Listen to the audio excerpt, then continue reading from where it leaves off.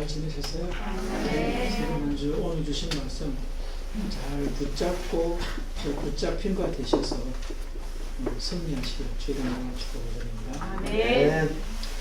이런 질문을 먼저 드리겠습니다. 오늘 누가 천국을 누리게 되는가 하는 그런 설교 제목인데요. 여기에 합당한 질문으로 여러분은 천국을 누리고 계십니까? 하는 그런 질문을 드리고 싶습니다. 여러분 천국을 누리고 계신가요? 네. 천국을 누리고 계시다면 천국을 어떻게 누리고 계십니까?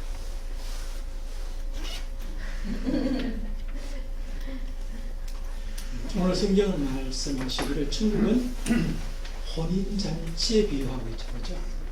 그러니까 혼인잔치의 최고의 어떤 그 의미는 기쁨이라고 할 수 있을 것 같아요.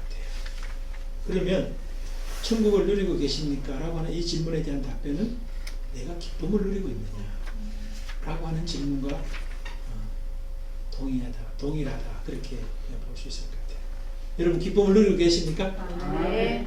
그리고 그 기쁨이 일시적인 불완전한 기쁨이 아니라 영원하고 온전한 기쁨이어야 한다 하는 것입니다. 기쁨과 비슷한 말들이 감사, 또 즐거움, 행복 다 비슷한 말이라 그렇게 할 수 있습니다. 특별히 감사 이런 말씀은 마음속에서 단물이 솟아나는 것을 감사 그렇게 이야기하거든요. 기쁨도 저는 마찬가지라고 생각합니다. 기쁨이라고 하는 것은 일시적이고 불완전한 기쁨은 밖에서 들어오는 것이다. 그렇게 본다면 성경이 말하는 천국의 기쁨은 솟아나는 거예요. 웅덩이가 아니라 샘이라고 하는 거예요. 웅덩이는 바깥에 있는 물이 들어가가지고 고여있는 거잖아요. 그러나 샘은 뭐예요? 안에서 솟아나서 그 물이 고여있는 것이거든요. 바로 천국은 그런 거예요. 라는 겁니다. 이 세상 사람들이 기쁨을 쫓아가는데 그 기쁨은 뭐예요? 물질이나 건강이나 자녀나 아니면 내가 추구하는 것들이 얻어지는 기쁨은 불완전한 것이고 일시적인 거예요. 웅덩이와 같은 기쁨이다. 그렇게 볼 수 있습니다. 그러나 천국의 기쁨은 바깥에서 안 들어와도 문제가 안 돼요. 왜? 내 속에서 솟아나고 있어요. 그 솟아나게 하시는 주체가 바로 삼일째 하나님께서 주시는 것이기 때문에 온전한 것이고 지속적인 거예요. 기쁨이라고 다 같은 기쁨이 아닌 것입니다. 여러분들을 축복해 드립니다. 천국의 기쁨, 솟아나는 온전한 기쁨, 영원한 기쁨이 넘치시기를 주 이름으로 축복해 드립니다. 네. 자, 오늘 이제 천국을 예수님께서 말씀하시면서 열처녀 혼인잔치에 참여하는 또 참여하지 못하는 열처녀 5사람은 참여하고 5사람은 참여하지 못하는 비유를 통해서 천국을 누리는 사람과 누리지 못하는 사람에 대한 말씀을 주시고 있어요. 누가 천국을 누릴 수 있는가? 누가 천국을 누리지 못하는가? 오늘 성경에서는 미련한 5처녀는 천국을 누리지 못했다. 반면에 지혜로운 슬기로운 5처녀는 천국을 누렸다. 그렇게 말씀을 하고 있습니다. 그러면 천국을 누린 자와 누리지 못한 자, 누리지 못한 자와 누린 자의 차이가 뭐냐라고 하는 것을 우리가 이 말씀 속에서 깨달을 필요가 있어요. 그래야지 우리가 뭐예요? 천국의 기쁨을 제대로 누릴 수 있느냐 없느냐의 어떤 그런 관건이 되기 때문에 그런 거죠. 우선 먼저 이 비유를 우리가 해석할 때 오해되는 부분들이 몇 가지 있는 것 같아요. 이 비유하면은 일반적으로 이런 오해가 있어요. 미련한 자와 지혜로운 자의 차이가 기름을 준비했느냐 안 했느냐의 차이다. 그렇게 말씀합니다. 맞아요, 틀려요?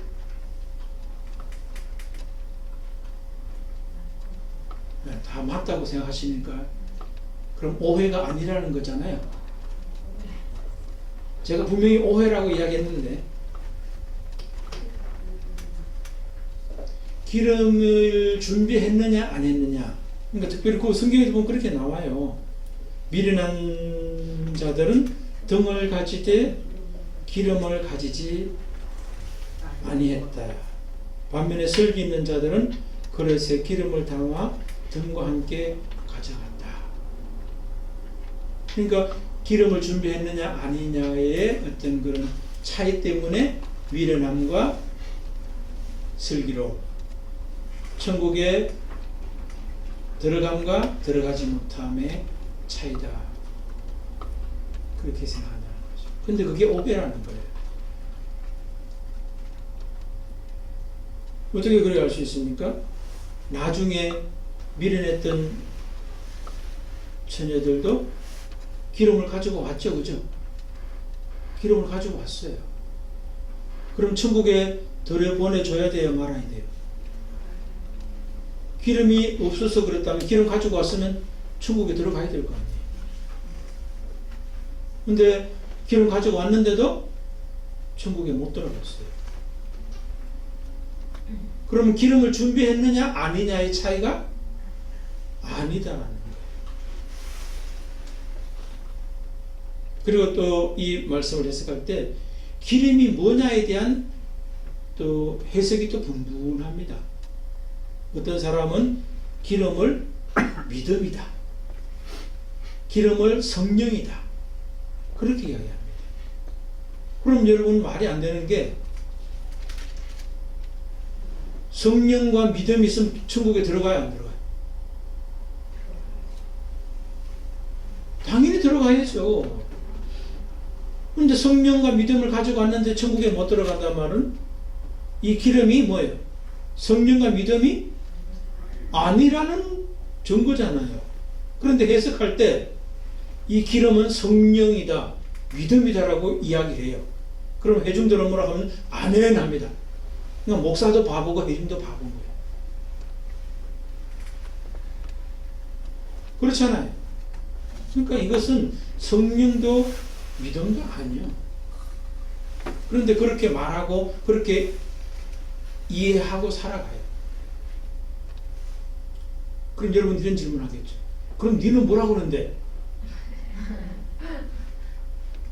예, 좀 이따 들어보면 아세요. 두 번째 또 여기서 오해되는 게 있는 게 깨어있으라 하는 그런 말씀이에요. 깨어있으라. 어떤 사람은 깨어있고 어떤 사람은 깨어있지 않았기 때문에 천국에 들어가고 들어가지 못하고 누리고 누리지 못함의 차이다. 그렇게 이야기를 합니다. 그러니까 깨어있어야 된다 하는 이야기를 하는 거죠. 그런데 여러분들 오늘 본문에 보면 또 5절에 신랑이 드디어 오므로 다 졸며 잘세. 그럼 뭐예요? 슬기로운 5 처녀도 졸며 잤잖아요. 그런데 5명은 들어갔잖아요. 그럼 졸며 자는 게 들어가느냐 아니냐의 관건이 아니라는 거예요. 그러니까 깨어 있어야 된다 이 말이 그러니까 뭐예요? 우리가 생각하는 깨어 있는 게 아니다라는 거죠. 물리적인, 생물학적인 눈 뜨고 있는 게 깨어 있는 게 아닌데 그렇게 말하면 안 된다. 그렇게 볼 수 있죠. 하여튼 이 본문 속에서 우리가 오해될 수 있는 것들을 제가 먼저 좀 말씀을 드렸고, 그러면 누가 천국에 들어갈 수 있느냐? 누가 누릴 수 있느냐? 오늘 미련한 자와 슬기로운 처녀 각각 5명의 이 모습 속에 보면은 굉장히 중요한 차이점이 있어요. 그 차이가 정리를 하면은 결론을 말씀드리면은 주권, 통치, 임재, 교제.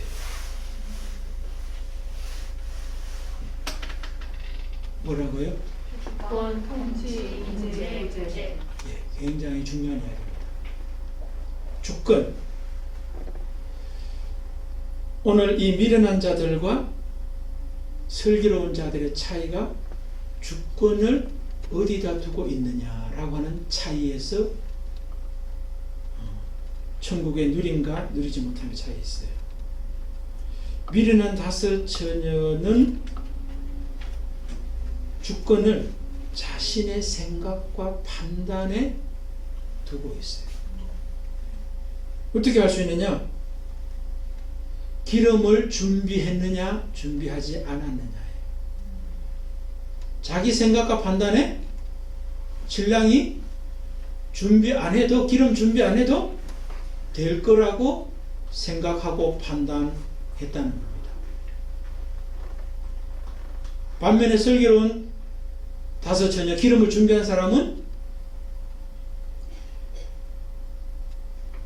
내 생각에는, 판단에는 등불만 준비해도 될 것 같지만, 그러나 혹 신랑이 늦게 올 수도 있다라고 하는 것을 인정하는 거죠. 주권을 자기 생각과 판단에 두는 것이 아니라 신랑의 입장에 두고 있다는 거예요. 이게 굉장히 중요한 천국의 누림과 누리지 못함의 차이예요. 오늘 우리의 삶 속에서도 마찬가지입니다, 여러분요.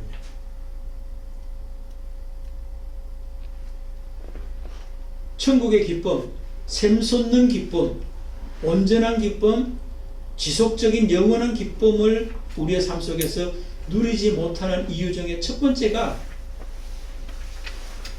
내 생각과 판단에 기초해서 살아가는 사람은 미련한 5 처녀예요. 내 생각과 판단이 아니라 뭐예요? 주님의 생각과 판단, 주님의 뜻이 무엇일까를 우리가 중심에 둬야 돼요. 여러분, 우리 일상에서도 기쁨이 사라지는 대부분의 모습이 뭐예요? 내 생각과 판단에 맞지 않아서 기분이 나빠요. 안 그래요? 그게 첫 번째예요.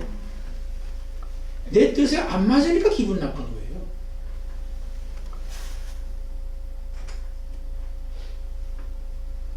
그럼 여러분, 지금도 천국을 못 살 뿐만 아니라 영원한 천국 더더욱 살 수 없어요. 그래서 주님은 우리가 천국, 영원한 천국을 살 수 있게 해서 분명히 그 자리로 이끌어 가세요. 어떻게 이끌어 가시는 건 제가 좀 이따가 말씀드릴게요.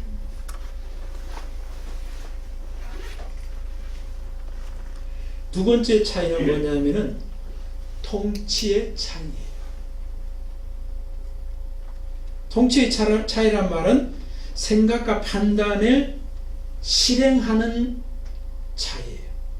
내 생각과 판단했던 것, 생각과 판단할 수 있죠. 그런데 그 생각과 판단을 실행하느냐 마느냐의 차이라는 거예요. 우리가 어떤 환경, 사건에 딱 부딪히면 내 생각과 판단이 일어나죠. 그런데 그것을 실행하느냐 마느냐의 차이가 바로 뭐예요? 미련한 자냐 슬기로운 자의 차이라는 거예요. 슬기로운 이 처녀들도 뭐예요? 이 등불만 가지고 있어도 되겠다라고 판단하고 생각할 수 있죠. 근데 실행함에 있어서는 뭐예요? 자기 생각과 판단을 실행하는 것이 아니라 주님의 뜻과 생각과 판단에 근거해서 실행하더라는 거예요.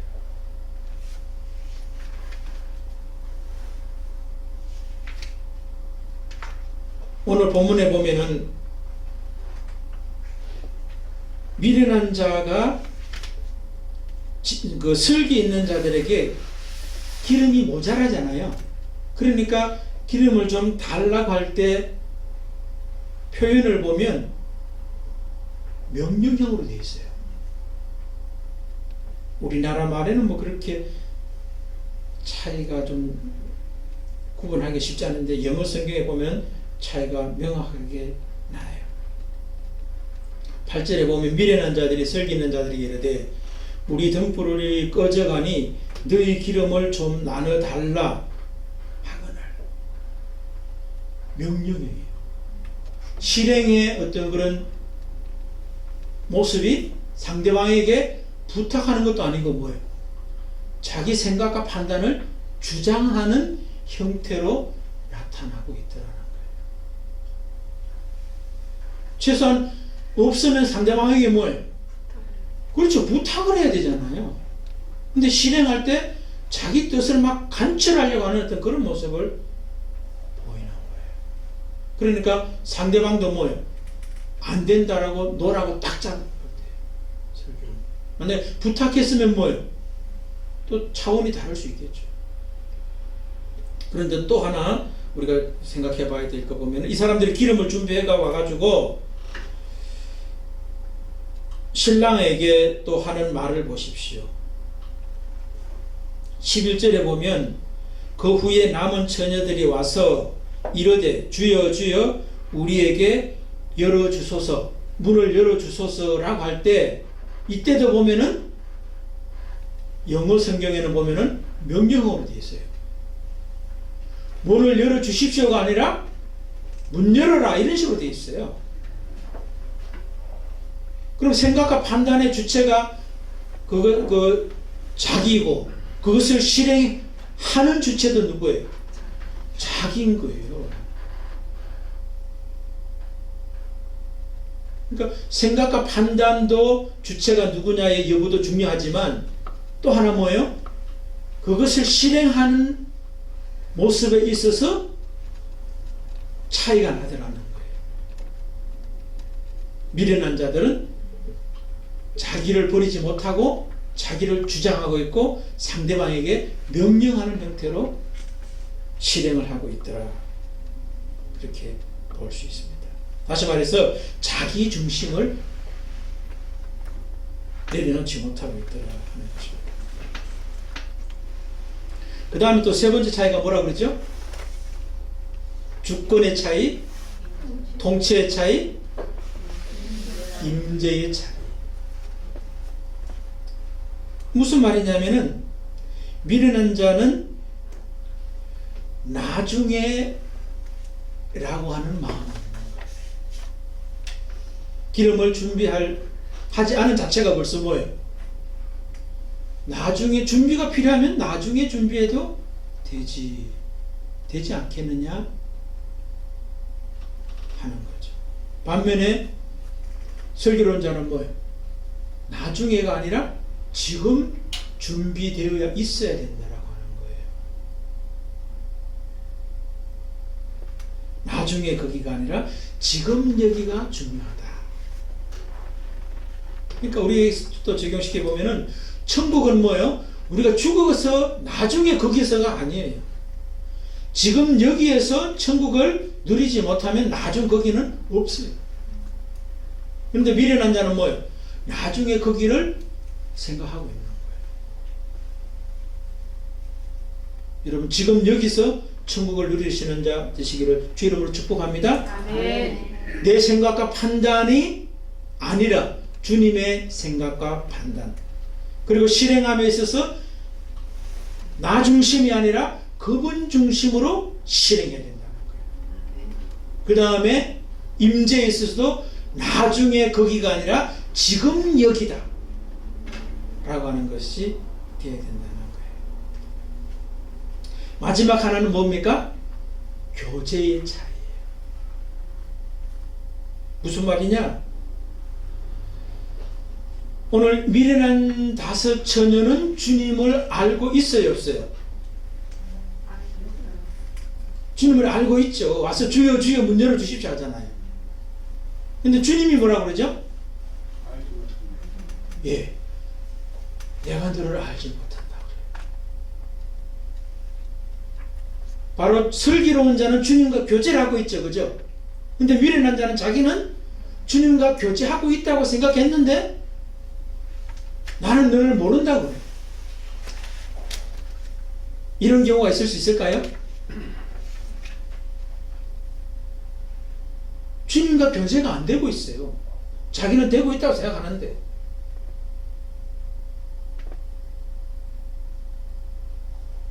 예를 들면은 좀 쉬워질 것 같아요. 베드로가 예수님과의 관계에서 어떤 그 고백의 변화에서 주권, 통치, 임재, 교제의 부분을 볼 수 있을 것 같아요. 예수님께서 이제 십자가를 져야 될 때 너희들이 다 나를 부인하리라 그런 말씀을 합니다. 그때 베드로가 뭐라고 그래요? 어떻게 아니라 그러죠? 다른 사람은 다 부인해도 자기는 부인하지 않겠다고 그래요. 다른 사람은 또 왜 끌고 들어가요? 지만 잘난 척하고 다른 사람은 다 부인해도 자기는 부인하지 않겠다고 그래요. 그러니까 뭐 주님이 자기에게 아니 모두에게 부인할 것이다라는 주님의 생각과 판단을 말씀해 주셨는데 뭐예요? 자기는 자기 생각과 판단에 근거해서 부인하지 않겠다라고 이야기를 한다는 거예요. 그런데 뭐예요? 그것은 자기 생각과 판단이에요. 그래, 실행의 모습에서 보면 또 실상 뭐예요? 부인하고 맹세하면서 부인해요. 그러니까 실행도 자기 생각과 판단에 근거해서 실행하게 된 것을 볼 수 있죠. 그 자리는 지금 주님이 있어요, 없어요? 주님이 그 자리에 있어도 자기에게 적용이 안 되는 주님이에요. 임재가 지금 없어요. 교제가 지금 안 되고 있어요. 주님 따로 자기 따로 놀아요. 그러니까 베드로는 뭐예요? 천국이 지금 자기에게 누려지지 않아요. 그런데 이제 나중에 이제 가가지고 요한복음 21장에 가보면은 변화된 베드로의 모습으로 이제 나타나요. 게네사렛 호숫가에서 물고기를 잡았는데 한 마리도 못 잡고 이제 있었는데 주님 찾아오셔서 그들을 부르죠. 그죠? 그래서 이제 153마리 물고기를 잡게 되면서 베드로만 이제 따로 이제 뭐예요? 조반을 먹고 따뜻한 불에 몸을 쪄이고 난 다음에 따로 개인적으로 부르시죠. 그죠? 그러면서 주님이 베드로에게 네가 나를 사랑하느냐 하는 그런 질문을 3번에 걸쳐서 합니다. 그때 예전에 베드로 같으면 어떻게 하겠어요? 네, 사랑합니다. 당연히 내가 주님 사랑하죠. 그렇게 말을 해야 되는데 그렇게 말하지 못해요. 베드로가. 내가 주님을 사랑하는 줄 주님이 아십니다. 이렇게 이야기해요. 자기의 생각과 판단, 나는 주님을 사랑한다고 생각하고 판단하고 있지만 나보다 주님이 먼저 내가 사랑하는지를 아시는 주체 아니십니까? 나를 다스리시는 분이 주님 아니십니까? 지금 주님이 나와 함께하고 계시지 않습니까? 내가 주님이 나와 지금 교제하고 계시지 않습니까? 라고 알고 있기 때문에 자기를 내세우는 게 아니라 주님이 아십니다. 그렇게 바뀌어요. 그것을 3번이나 주님이 물으실 때 3번 다 그렇게 주님이 아십니다라고 주님의 주권과 통치와 임재와 교제를 고백해요. 그러니까 천국을 누리는 거예요. 그런 모습.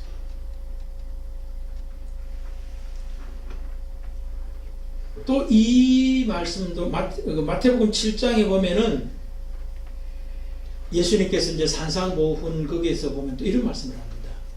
우리 왜 모래 위에 집을 짓는 사람과 반석 위에 집을 짓는 사람의 비유 말씀하시죠, 그죠?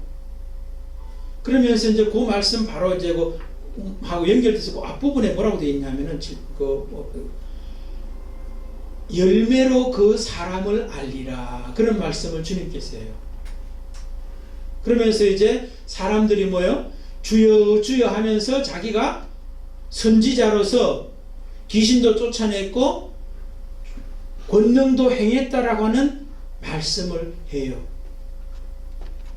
그런 자들이 있다는 거예요. 그런데 주님이 뭐라고 그러냐면은 나는 너희들을 도무지 알지 못한다라고 하는 그런 말씀을 또 그 말씀에서 해요. 그러면서 이제 주님이 모래 위에 집 짓는 자와 반석 위에 집 짓는 자 이야기를 하시거든요. 그러니까 주여 주여 하면서 권능을 가지고 귀신들 쫓아내고 뭐 여러 가지 많은 어떤 기적을 행했던 그것이 반석 위에 집을 짓는 자가 아니라는 거예요.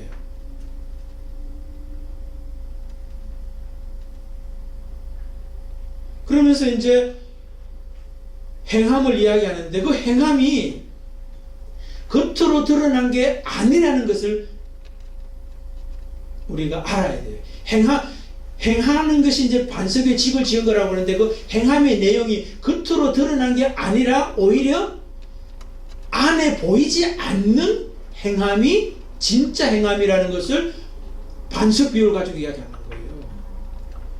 여러분, 모래 위에 집을 지은 사람도 겉으로 집을 지었죠, 그죠? 행함은 있었고 반석 위에 집을 지은 자도 겉으로 집을 짓는 행함은 다 있었어요. 그러니까 겉으로 드러난 행함이 아니라 집을 짓는 것이 중요한 것이 아니라 어디에다 집을 짓느냐가 더 중요한 게 모래냐 반석이냐의 차이라는 거예요. 그러니까 내적인 태도가 중요하다는 거예요.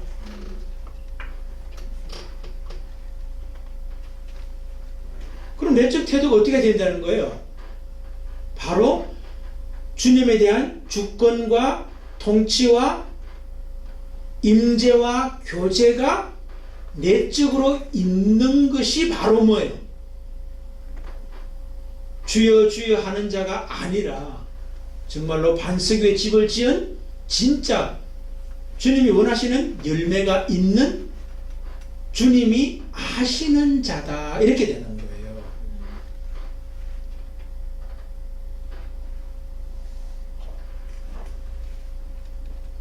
그럼 여러분 다시 제가 여쭤볼게요. 천국은 어떤 사람이 누리는가? 주권, 통치, 임재, 교제를 그 중심을 누구에게 두고 있느냐? 나에게가 아니라, 환경에게가 아니라, 다른 사람에게가 아니라 바로 예수 그리스도 삼위일체 하나님에게 두고 있느냐 하는 거예요. 이제 마지막 이 말씀을 드리고 이제 마치겠습니다. 그러면 우리가 아직까지 나는 어리석은 다섯처녀인 것 같다, 혹시 그렇게 생각이 된다면 어떻게 지혜로운 슬기로운 다섯처녀로 변화될 수 있을까 하는 것이 우리에게 떠오르는 질문이에요.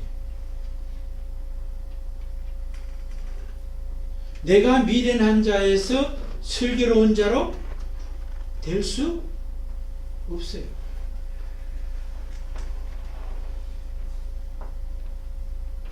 주님께서 우리를, 미련한 자였던 우리를 슬기로운 자로 세워가세요.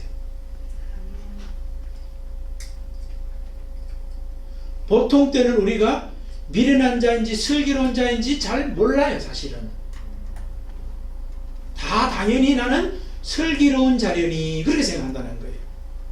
그런데 네가 미련한 자라고 하는 것을 가르쳐 주세요. 그래서 슬기로운 자로 바뀌어야 되겠구나 라고 하는 것을 깨닫게 하실 때가 있다는 거예요. 어떻게 그렇게 하십니까? 밤중에 오는 거예요. 신랑 되신 예수께서 밤중에 오시는 거예요. 다 졸며 잘 수밖에 없는 피곤한 때에 오세요. 이 말은 뭐겠어요?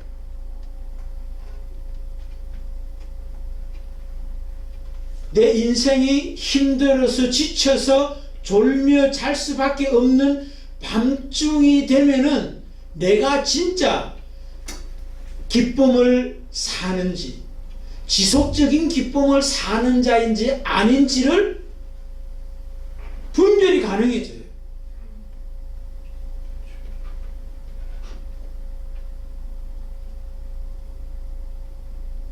그러니까 내가 지혜로운 자가 아니라는 것을 밝혀주심으로 지혜로운 자로 나오라고 우리에게 밤중을 허락하신다는 거예요.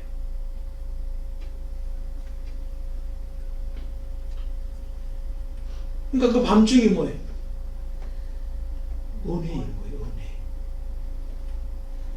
복인 거예요. 복이요. 이 미련한 자들에게 밤중이 아니었으면 그들은 뭐예요? 당연히 신랑을 맞이했고 신랑의 그 잔치에 참여할 자라고 자기는 알고 있었을 거예요. 그런데 일부러 뭐예요? 주님이 늦게 오심으로 나는 미련한 자인 것을 알게 하셔서 지혜로운 자로 변화받아야 되고 그분의 주권과 그분의 통치와 그분의 임재와 그분과 교제되어야 될 사람이어야 한다는 것을 알게 하시는 거예요. 그럼 여러분에게 질문합니다. 내 인생에 지금 밤중을 만나서 피곤해서 졸며 자는 내 인생의 현실은 뭐예요? 나를 발견하게 하시는, 내가 지혜로운 자인지 미련한 자인지를 발견하게 하시는 주님의 은혜다. 이래 되는 거예요. 그래서 우리가 밤중에 오시는 그 주님의 모습, 내 삶에 힘들고 지친 그런 삶의 자리에서 혹 내 생각과 판단이 주권이 되고 통치가 되고 임재가 되고 교제가 되는 그런 모습이 있지 않은가 하는 걸 점검하시는 거예요. 그리고 그때마다 뭐요? 주님의 생각과 판단, 주님의 뜻에 내 뜻을 맡깁니다. 주님의 뜻대로 실행하게 해 주십시오. 그리고 그 실행이 나중에 거기가 아니라 지금 여기서 실행하게 해 주십시오. 나만 주님을 짝사랑하는 것이 아니라 주님이 나를 아시는 자가 되게 해 주십시오. 나도 주님을 알고 주님도 나를 아는 자, 그런 자가 되게 해 주셔서 천국 혼인잔치에 다 참여하고 누리고 더 나가서 전할 수 있는 그런 사람과 공동체가 되게 해 주십시오. 그렇게 주님의 은혜를 구하는 우리가 된다면 지금 현재 미련한 자의 모습이 있을지라도 주님께서 우리를 뭐예요? 인생의 밤중과 피곤하고 지침의 모습을 통해서라도 나를 지혜로운 슬기로운 처녀로 변화시켜 가심으로 다 우리를 천국의 기쁨의 잔치에 참여케 하실 것입니다. 아멘. 그 은혜 누리고 전하는 복된 성도 되시기를 주 이름으로 축복합니다. 아멘.